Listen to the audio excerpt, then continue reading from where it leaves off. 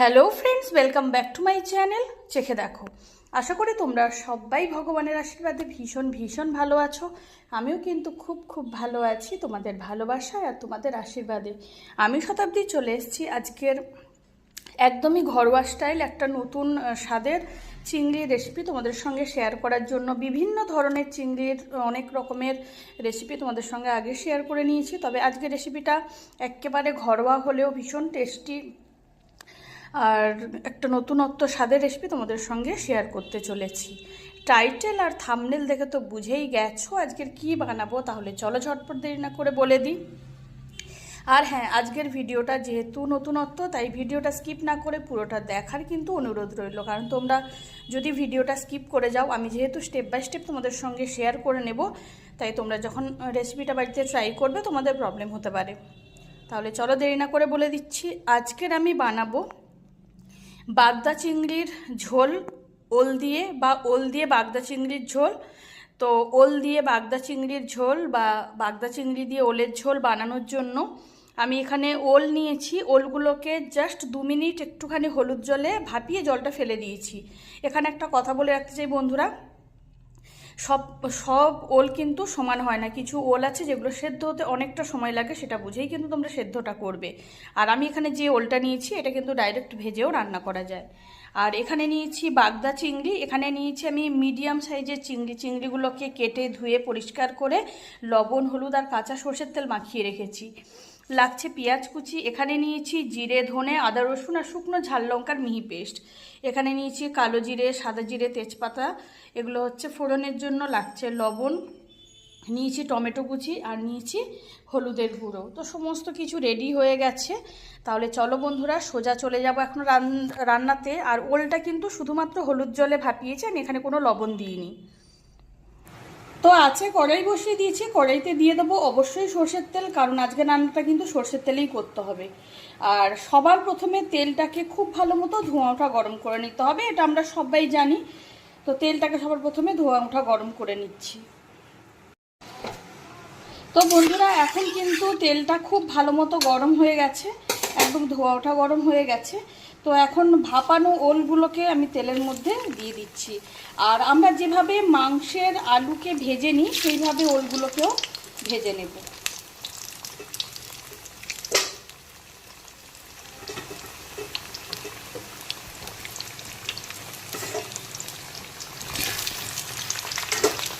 খুব সুন্দর করে এইভাবে উল্টে পাল্টে ভেজে নেব।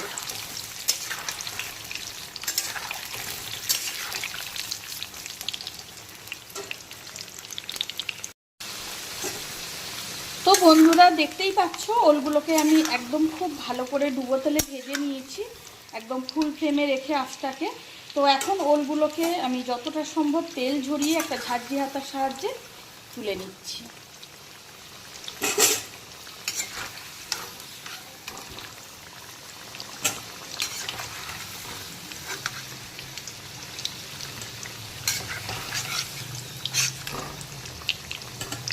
তো বন্ধুরা সমস্ত ওল কিন্তু ভেজে তুলে নিয়েছি। এখন আমি ওল ভাজার তেলেই দিয়ে দেব লবণ, হলুদ আর কাঁচা সর্ষের তেল মাখানো বাগদা চিংড়ি।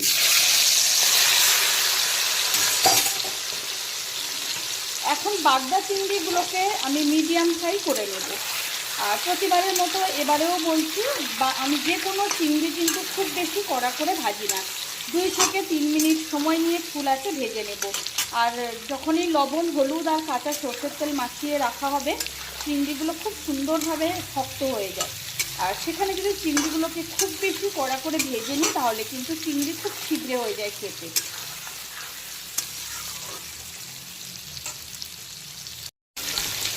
এখন চিংড়িগুলো কিন্তু মিডিয়াম ফ্রাই হয়ে গেছে, এর থেকে কড়া কিন্তু আমি ভাজবো না। আমি কারণটা তোমাদের বলে দিলাম, এবার কিন্তু সেটা তোমাদের ব্যাপার, তোমরা যেরকম পছন্দ করো সেই মতো করে ভেজে নেবে। তো চিংড়িগুলোকেও একটা ঝাঁঝরি হাতার সাহায্যে আমি তুলে নিচ্ছি। আর আমি তোমাদেরকে সবসময় বলি, যখন এই চিংড়ি রান্না করি চিংড়িতে যদি এরকম লবণ হলুদের সঙ্গে একটু কিছুটা কাঁচা সর্ষের তেল বা যে কোনো তেল যদি মাখিয়ে রাখা যায়, চিংড়িগুলো দেখতেই পাচ্ছ তো খুব সুন্দর একদম মানে শক্ত হয়ে থাকে আর কি। আর আমি এখানে চিংড়িগুলোকে লেজের দিকটা আর মাথার দিকের যে খোলাটা, সেই দুটো খোলা কিন্তু বাদ দিইনি, শুধু পেটের দিকটা, মাঝখানের দিকটা যে মানে খোলাটা থাকে সেটাকেই খালি বাদ দিয়েছি। যেহেতু ঝোল বানাচ্ছি, এরকম কাটলেই কিন্তু বেশি ভালো। তো এখন কিন্তু চিংড়ি আর ওলগুলো ভাজা কমপ্লিট। এখন চিংড়ি আর ওল ভাজার তেলেই দিয়ে দেবো কালো জিরে, সাদা জিরে আর তেজপাতা ফোড়ন। তো দিয়ে দিচ্ছি কালো জিরে, সাদা জিরে আর তেজপাতা ফোড়ন।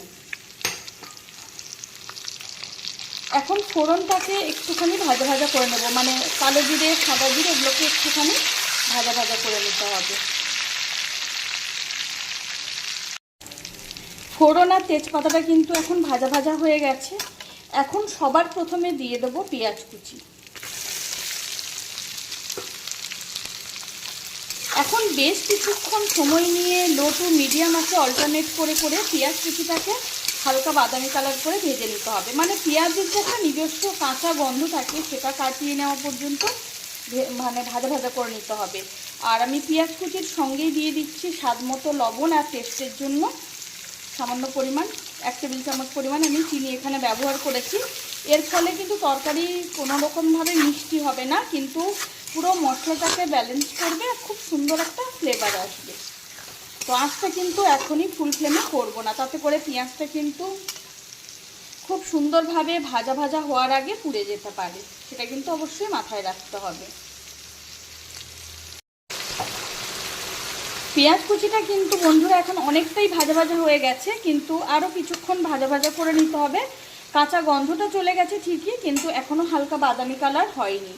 এই পর্যায়ে আমি দিয়ে দিচ্ছি টমেটো কুচি। তোমরা চাইলে টমেটোটাকে পেস্ট করেও দিতে পারো, আমি এখানে কুচিয়ে রাখলাম, সেটার কোনো ব্যাপার না। এবার বাকি পেঁয়াজ মানে পেঁয়াজ ভাজার বাকি অংশটা টমেটোর সঙ্গে করে নেব।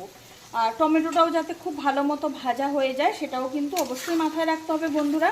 যে কোনো তরকারিতে টমেটো যদি কোনো কারণে কাঁচা থেকে যায়, তরকারি খুব তাড়াতাড়ি কিন্তু নষ্ট হয়ে যাওয়ার চান্স থাকে, সেটা তো আমরা জানি সবাই। তো চলো এখন টমেটোটাকে ভালো করে পেঁয়াজের সঙ্গে আরও কিছুক্ষণ ভেজে নিচ্ছি।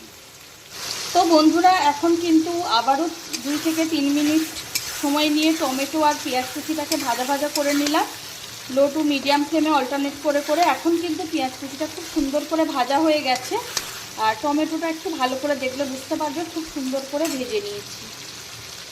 এখন আমি বাকি মশলাগুলোকে একে একে দিয়ে দেব। তো সবার প্রথমে দিয়ে দিচ্ছি আদা, রসুন, জিরে, ধনে আর শুকনো ঝাল লঙ্কার মিহি পেস্ট। এখানে লঙ্কাটা কোনোভাবে কোনো ম্যাটার করছে না, তোমরা চাইলে কাঁচা লঙ্কা দিয়েও বানাতে পারো। আবার কালারের জন্য কিছুটা কাশ্মীরি রেড চিলি পাউডারও তোমরা অবশ্যই অ্যাড করে দিতে পারো। আর দিয়ে দিলাম হলুদের গুঁড়ো। এখন বেশ কিছুক্ষণ সময় নিয়ে লো টু মিডিয়াম আঁচে অল্টারনেট করে করে পুরো মশলাটাকে কষিয়ে একদম ভাজা ভাজা করে নিতে হবে, মশলার থেকে সমস্ত কাঁচা গন্ধ চলে যাওয়া পর্যন্ত আর মশলার চারদিক থেকে তেল ছাড়া পর্যন্ত। কারণ যে কোনো রান্নার মেন পার্ট আমরা জানি, আমরা যারা রান্না করি বা রান্না করতে ভালোবাসি তারা সবাই কম বেশি জানি, মশলাটা যত সুন্দরভাবে কষানো হবে তরকারির টেস্টও কিন্তু ততটা ভালো হয়। তাই একটু সময় নিয়ে কিন্তু ধৈর্য ধরে মশলাটাকে সবার আগে কষিয়ে ভাজা ভাজা করে নিতে হবে।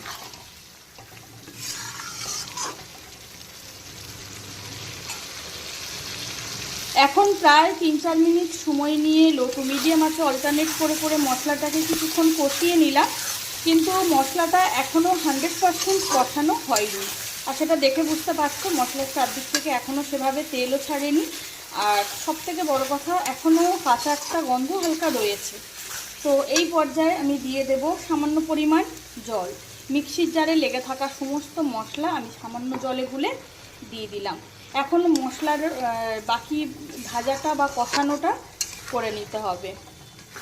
আর আঁচটা আমি একটুখানি মিডিয়াম ফ্লেমে করে দিলাম এখন, কারণ মশলাটা কষানোর কিন্তু আর খুব বেশি বাকি নেই।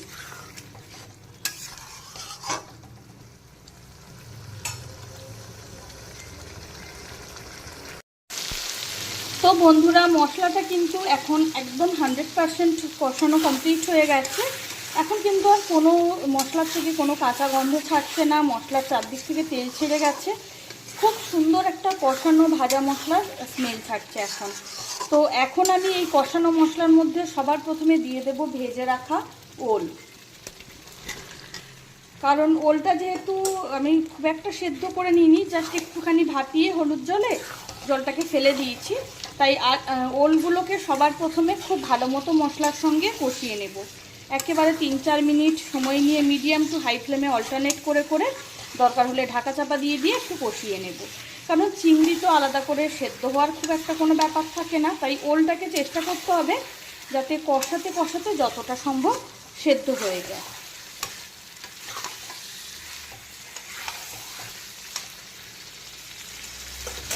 তো বন্ধুরা, ভেজে রাখা ওলগুলোকে মশলার সঙ্গে প্রায় 4 থেকে 5 মিনিট সময় নিয়ে খুব ভালো করে কষিয়ে নিলাম মিডিয়াম টু হাই ফ্লেমে অল্টারনেট করে করে।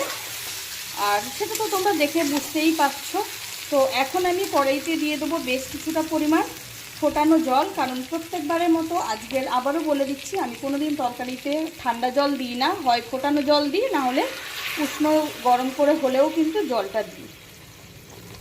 তো যেহেতু চিংড়ির ঝোল বানাচ্ছি, বাগদা চিংড়ির ঝোল বানাচ্ছি আলু দিয়ে, সেখানে জলের পরিমাণটা তোমরা যেরকম পছন্দ করো, যতটা ঝোল খেতে ভালোবাসো সেই বুঝে, আর ওলে কিন্তু প্রচুর পরিমাণ জলটা টেনে নেয়, সেটা বুঝেই কিন্তু জল দিতে হবে। এখন বেশ কিছুক্ষণ ফুল আছে ঢাকা চাপা দিয়ে হোক না দিয়ে হোক বেশ কিছুক্ষণ সময় নিয়ে ওলগুলোকে প্রথমে 85 থেকে 90% সেদ্ধ করে নিতে হবে। ওলগুলো যখন 85 থেকে 90% সেদ্ধ হয়ে যাবে তখন আমি ভেজে রাখা চিংড়িগুলোকে গ্রেভির মধ্যে দিয়ে দেব। তো বন্ধুরা, জলটা দেওয়ার পরে, ফোটানো জলটা দেওয়ার পরে গ্রেভির সঙ্গে ওলগুলোকে প্রায় 10 মিনিট সময় নিয়ে, 10 থেকে 12 মিনিট সময় নিয়ে ফুল ফ্লেমে রান্না করে নিয়েছি। আর ওলগুলো কিন্তু এখন 85 থেকে 90% সেদ্ধ হয়ে গেছে। এই দেখো, খুন্তির সাহায্যে কিন্তু অনায়াসে কেটে যাচ্ছে। তো এখন আমি দিয়ে দেব ভেজে রাখা বাগদা চিংড়ি। ওলের বাকি অংশটা কিন্তু চিংড়ির সঙ্গে সেদ্ধ হবে, তাতে করে চিংড়ির মধ্যে সমস্ত মশলার ফ্লেভারটা খুব ভালো মতো ঢুকবে আর চিংড়িটা খুব ভালো মতো সেদ্ধ হবে। আর চিংড়ির যে কাঠ, সেটা যাতে গ্রেভির সঙ্গে বা ওলের মধ্যে ঢোকে সেটা কিন্তু অবশ্যই খেয়াল রাখতে হবে। তো আর দিয়ে দিচ্ছি এখন কিছুটা ধনেপাতা কুচি। এখন আবারও প্রায় 10 মিনিট মতো সময় নিয়ে বাকি রান্নাটা করে নেব, কারণ রান্নার আর খুব বেশি কিন্তু বাকি নেই। আর ওলটা তো তোমাদেরকে দেখালামই, খুন্তির সাহায্যে অনায়াসে কেটে যাচ্ছে। আর আঁচটা কিন্তু অবশ্যই ফুল ফ্লেমে রাখতে হবে, যাতে করে কড়াইতে আঁচটা সমানভাবে লাগে। তো বন্ধুরা, এখন আবারও প্রায় 8 থেকে 10 মিনিট সময় লেগে গেল পুরো রান্নাটা কমপ্লিট হতে। আর ওলগুলো কিন্তু এখন একদমই খুব সুন্দরভাবে গলে গেছে, একদম একদম ফাইন সেদ্ধ হয়ে গেছে। আর সেই সঙ্গে আমার আজকে রান্নাটাও কমপ্লিট। এখন আমি কয়েকটা কাঁচা লঙ্কা একটু ভেঙে দিয়ে দিলাম, তবে একটুখানি ঝালটা কম আছে বলে আমি দিলাম। আর তার থেকেও বড় কথা, কাঁচা লঙ্কার ফ্লেভারটাও যাতে খুব সুন্দরভাবে থাকে। আর সেই সঙ্গে আমার আজকে রান্নাটাও একদম কমপ্লিট। আরও কিছুটা ধনেপাতা কুচি আমি উপর থেকে ছড়িয়ে দিলাম।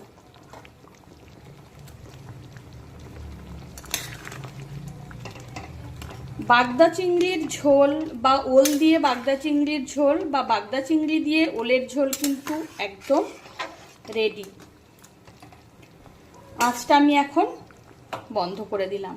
এখন একটা বড় ছড়ানো পাত্রে ঢেলে গরম গরম ধোঁয়া ওঠা ভাতের সঙ্গে সার্ভ করে দেব। আর এইভাবে বাগদা চিংড়ির ঝোল বা যে কোনো চিংড়ির ঝোল বানালে, এখন তো মোটামুটি বর্ষাকাল চলে গেলেও এখনও বেশ একটা বৃষ্টির তো রয়েইছে। তো যাই হোক, বর্ষার দুপুর হোক কিংবা রাত বা যে কোনো সিজনে কিন্তু জাস্ট জমে যায়।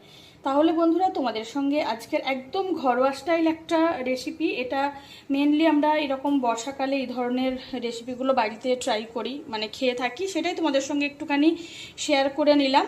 আর এই রান্নাটা কিন্তু একঘেয়েমি রান্নার থেকে অনেকটা আলাদা, অনেকটা বেশি পরিমাণ স্বাদের হয়, তাই তোমাদের সঙ্গে শেয়ার করে নেওয়া, খেতে জাস্ট অনবদ্য হয়, যে কারণে তোমাদের সঙ্গে শেয়ার করে নেওয়া।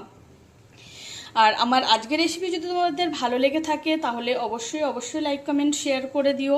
আর আমার আজকের রেসিপি কেমন লাগলো সেটা কিন্তু কমেন্ট করে জানাতে একেবারেই ভুলো না। আমার আজকের রেসিপি যদি ভালো লেগে থাকে তাহলে রেসিপিটা বাড়িতে অবশ্যই ট্রাই করো। আর পাশে থাকা বেল আইকনটি অবশ্যই প্রেস করে দেবে, তাতে করে আমি যখনই কোনো নতুন রান্নার ভিডিও আপলোড করব সবার প্রথম তোমরা নোটিফিকেশান পেয়ে যাও। চিংড়ির বা মাছের বা মাংসের বা যে কোনো সবজির আবারও কোনো নতুন স্বাদের নতুন রেসিপি বা ঘরোয়া স্টাইল রেসিপি তোমাদের সঙ্গে খুব তাড়াতাড়ি শেয়ার করে নেব। ততক্ষণ সবাই খুব খুব ভালো থেকো, সুস্থ থেকো, অবশ্যই আমার সঙ্গে থেকো। আমাকে একটুখানি প্লিজ তোমরা সবাই সাপোর্ট করো, তোমাদের সাপোর্ট ছাড়া কিন্তু আমি এগোতে পারবো না। আজকের মতো বিদায় নিচ্ছি।